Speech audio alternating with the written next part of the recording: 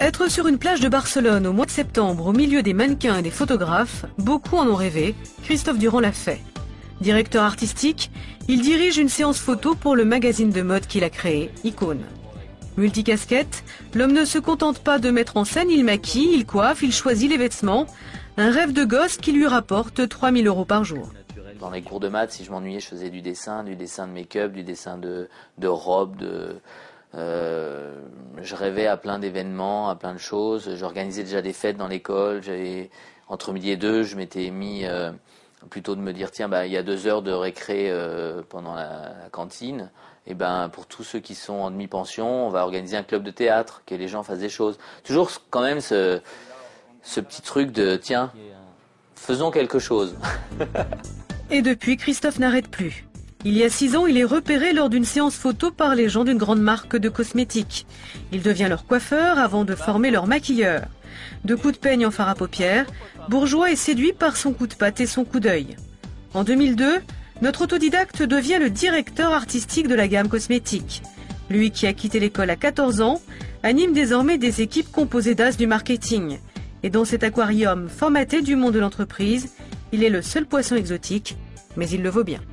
Je trouve ça super intéressant d'apprendre tout, mais d'apprendre même à ressentir un moment, d'apprendre quelque chose de quelqu'un, d'apprendre dans tous les sens, pas d'apprendre que dans le côté culture, mais j'adore ça. Ça m'intéresse. Je suis quelqu'un qui s'intéresse à plein de choses. Christophe est chargé d'élaborer les couleurs et textures du maquillage. Face à lui, une chef de produit qui a analysé toutes les tendances du marché. Un bon autodidacte, Christophe se sert d'abord de son flair. Sa dernière trouvaille, le gloss cosmique, un brillant à lèvres scintillant qui a fait exploser les ventes. Aujourd'hui, il doit choisir une nouvelle teinte de rouge à lèvres. Parce que, au niveau des tendances, déjà, ce qui est super, c'est que le segment des lèvres va être vachement important. Donc je pense que pour les clairs, on va aller sur des légères... La première rencontre avec la couleur, ça a été dans ma période de coiffeur, puisqu'on apprend la colorimétrie et sur les cheveux et tout ce qui est colorimétrie capillaire, etc. Et là, on apprend les réactions chimiques déjà par rapport aux composants pour obtenir des couleurs. Et ensuite, qu'est-ce qui annule telle ou telle couleur, qu'est-ce qu'il faut savoir, quels sont les opposés, quels sont les complémentaires, etc., etc. Pour parler la même langue que ses collaborateurs, Christophe a demandé à faire un stage en technique de marketing et de management. Il était le seul autodidacte. On s'est vite rendu compte qu'il avait une capacité d'adaptation très, très importante en fait. C'est vrai qu'il a une grande capacité d'adaptation et une grande curiosité en fait. Et on se rend bien compte que pour faire son métier, en fait, il va s'intéresser à tout, quoi. Il va essayer de comprendre ce qu'on fait nous, comprendre ce que fait le labo, etc. Donc il a une grande curiosité d'esprit qui va faire qu'il va avoir envie de toucher à tout et il va se faire tout seul, quoi, c'est vrai. Il faut que Julie, par exemple, tout d'un coup, elle ait aussi une intuition. Elle se dit, mais tiens, j'ai envie de faire ça, on peut en parler. Et moi, je vais avoir aussi ce côté très intuitif, parce que c'est clair que, moi, c'est là-dessus que je me base. C'est la grande différence aussi. Je pense que toi, tu vas te baser aussi sur des choses quand même concrètes, la plupart du temps, plus une part d'intuition. Moi, je me base sur de l'intuition, et je vais me rassurer et le rendre plus profond ou l'amener à maturité par des choses concrètes autour. Et c'est pour ça que c'est très important d'avoir un binôme et de s'entourer de personnes d'ailleurs qui ont aussi ce côté plus cartésien, plus logistique, plus construit, parce que je ne sais pas si c'est vraiment plus construit, mais construit d'une autre manière. Bonjour Patricia, ça va? Salut chouchou, ouais, toi? Alors écoute, je t'amène Là on a assisté à une conférence il y a pas...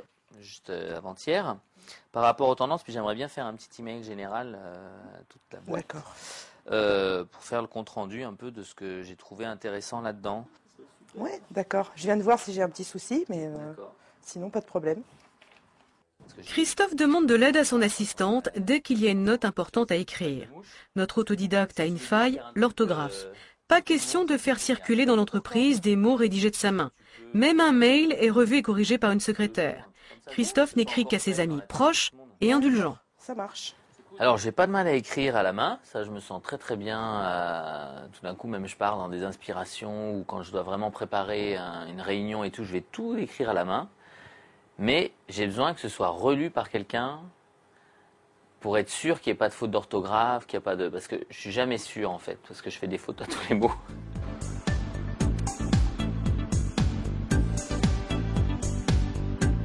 Nous sommes à Genève, patrie d'adoption de Christophe Durand. Dans son contrat signé avec Bourgeois, il a demandé à ne consacrer que 80% de sa vie professionnelle au groupe. Les 20% restants, il fait ce qu'il veut, comme revenir coiffer ses meilleures clientes dans le salon qu'il a créé dans la vieille ville. Il a vendu ses parts à son associé, mais ses ciseaux restent à disposition. La famille Chaplin, les Rothschild, Adriana Carambeu passe entre ses mains. La coiffure, c'est son premier amour. C'est pour elle qu'il se lance dans la vie sans filet, à 14 ans. Je voulais déjà rentrer dans un métier artistique, et celui qui approchait le plus par rapport à tout l'univers que je voulais rejoindre, c'était la coiffure au départ, parce que j'en avais pas les moyens en plus de me faire des longues études. Mon père vivait à l'étranger et ma maman a été complètement OK. C'est même elle qui m'a aidé à trouver un salon. J'étais chez les amis qu'elle connaissait. Je l'ai convaincu de toute façon, parce que déjà c'est ça, c'est que j'étais convaincu moi-même. Donc je l'ai convaincu, j'avais pas des doutes. C'était pas je sais pas ce que je veux faire, etc. C'est vrai que j'étais conscient que j'ai pris un risque. La preuve, c'est que je bossais doublement en fait, parce que je voulais être sûr que cette prise de risque, en fait, j'allais prouver que c'était pas un risque. Dès ses débuts en 1982 à Annecy, l'adolescent de 14 ans se fait remarquer lors de plusieurs concours. 3 ans plus tard, il monte à Paris où il convainc Marianne Gray et Magnatis de le prendre en apprentissage. En 1989, à 23 ans, il ouvre son propre salon à Genève en empruntant aux banques 350 000 €. C'est vite le succès. 10 ans plus tard, il a bien réussi, mais à 33 ans, il a besoin de nouveaux challenges. Dans la coiffure, j'avais vraiment atteint, entre guillemets, ce qu'on appelle une réussite, parce que médiatiser, des bonnes clientèles, je voulais coiffer des stars un jour, j'étais arrivé à ça, je voulais monter un salon, je suis arrivé à monter le salon, donc vraiment il y avait un côté à un moment donné où j'ai fait tout le tour, mais justement quand j'ai fait tout le tour, j'ai dit je pense que j'ai plus rien à apporter là maintenant, il faut que j'essaye d'apporter d'autres choses et que ça m'apporte moi aussi d'autres choses, je sais pas, j'avais envie d'expérimenter d'autres univers. Christophe Durand se lance dans l'événementiel. Il organise défilés et manifestations mondaines. Il voit toujours grand et cher. Les budgets tournent autour de 540 000 €. À chaque fois, les gains sont réinvestis dans de nouveaux projets. Il ouvre même une boîte de nuit au concept ébouriffant. À l'épicerie, on danse jusqu'au matin, puis on fait ses courses avant de rentrer se coucher. Toujours à côté de lui, son amie Elvira. Diplôme de gestion en poche, elle s'occupe de toute la logistique. C'est que moi j'ai remarqué que quand je suis en groupe, alors je vais trouver encore plus de force. Parce que je vais trouver de la force pour moi et pour les autres, pour être sûr que tout se passe bien. Et après, quand je serai tout seul, je tomberai les bras s'il faut, mais plus il y a de gens à emmener dans l'histoire, plus ça concerne de personnes, et plus je vais me battre pour que ça fonctionne.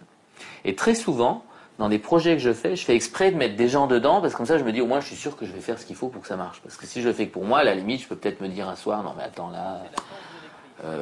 reste tranquille, ça t'as pas besoin de le faire maintenant. Mais sinon, non, je le fais tout le temps. Pour acheter un truc, pour louer. Qu'est-ce qu'il a de plus? Il n'a pas de limite. Non, vraiment, il y a le côté, c'est ce que je disais tout à l'heure, il n'y a pas de... N'importe qui s'arrête à un niveau de concept, dit ouais, bon, ça va, ça marchera bien et tout. Puis lui, on lui présente des idées pour s'accrocher à un concept, il dit ouais, je veux. Je suis mon propre moteur à partir du moment où j'ai une motivation par rapport à d'autres personnes aussi. J'ai rarement envie de faire des choses que pour moi. J'aime bien avoir des challenges et faire des choses où je sens que c'est des projets qui unissent plusieurs buts ou plusieurs personnes ou qui ont plusieurs... atouts à la fin, je sais pas. J'aime bien quand... Mais sinon, oui, c'est vrai que je suis un moteur. On m'a toujours dit, enfin, c'est toujours tout ce que j'ai entendu depuis que je suis à l'école, j'ai un côté moteur. Peut-être un moteur diesel, je sais pas encore. Et on est parti sur vraiment 3 visages qui ont une ambiance qui dégage quelque chose de vraiment un peu iconique. Comme ça, on revient vraiment à quelque chose qui Dernier challenge, Icône. Christophe investit 60 000 € de sa poche dans ce magazine.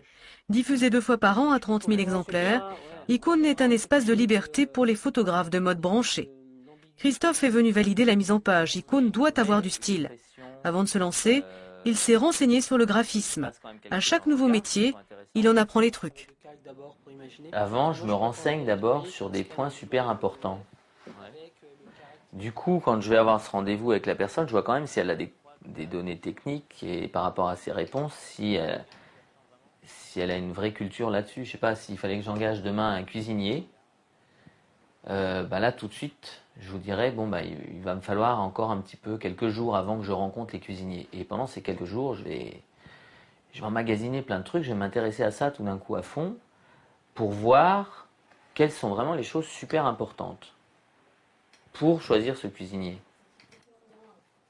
Lorenz Toskopf travaille à Londres sur de grosses publications comme Wallpaper. 2 fois par an, il vient un mois à Paris s'occuper d'icônes. À 27 ans, il s'y fait les dents, plus qu'ailleurs. Il est moins obtus que beaucoup. C'est-à-dire qu'il a cette ouverture d'esprit de se dire j'apprends, cette personne a quelque chose à apprendre de moi, et j'ai à apprendre de cette personne. Et à partir de ça, la discussion est complètement fluide et ouverte. Donc je trouve le travail à la limite plus facile qu'avec beaucoup. Avec des gens, j'ai travaillé avec des gens qui étaient très pointus, des gens qui étaient vraiment très très forts, que ce soit à Londres ou même à New York, dans le domaine du magazine, qui avaient travaillé sur des grosses machines comme Heidi ou Vogue. Et là, il arrive avec un magazine où il y a cette fraîcheur-là, de quelqu'un qui a complètement envie d'apprendre tout le temps et qui sait qu'il a beaucoup de choses à donner, mais qui ne vous les force pas, qui vous les offre. Retour à Barcelone. Christophe a réalisé son rêve, mais il en repousse à chaque fois les limites. Cet homme a besoin de se lancer des défis pour se maintenir en vie. Le prochain, une compagnie de charter de bateaux de croisière. Christophe n'a pas fini de s'amuser. Des millions d'euros gagnés, réinvestis, il lui reste 2 appartements, des amis, des souvenirs et un enthousiasme intact. J'ai pas la sensation d'avoir sans arrêt rebondi comme ça d'une chose à une autre. Par contre, j'ai la sensation de rebondir sur des tas d'envies et d'être allé jusqu'au bout. C'est-à-dire tout d'un coup, on a dit tiens, on veut ouvrir un lieu, oui, on va ouvrir un lieu, on va faire un bar, on va ouvrir un salon, on va ouvrir un salon, on veut créer un magazine, on va créer un magazine. Donc c'est là-dessus que je rebondis très vite, c'est-à-dire que je passe pas 3 ans à me dire ce qu'il faudrait pas. C'est comme dans les familles, on se dit est-ce qu'on devrait avoir un enfant, est-ce qu'on devrait pas. Il faut y aller, si on a envie, il faut y aller, puis après on fera en sorte que les choses avancent. Son salon de coiffure de Genève s'appelle Parallèle. Dès le départ, Christophe voulait mener plusieurs activités de front, comme autant de lignes qui pouvaient aller loin sans se croiser. Il semble pourtant qu'elles passent toutes sur la ligne du cœur. Moi j'aime beaucoup me dire que mon métier me rend heureux. Pour moi c'est important. Je fais pas un métier pour gagner ma vie, pour mes loisirs. Allez hop, on a la lumière. On va profiter du soleil. Et là, il y a la transparence, regarde avec l'image, on va faire très beau. Parce qu'en fait, ça a fait une taille courte, voilà. Alors,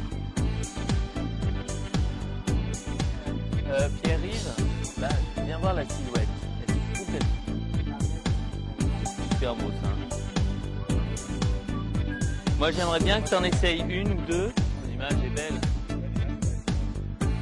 On la voit.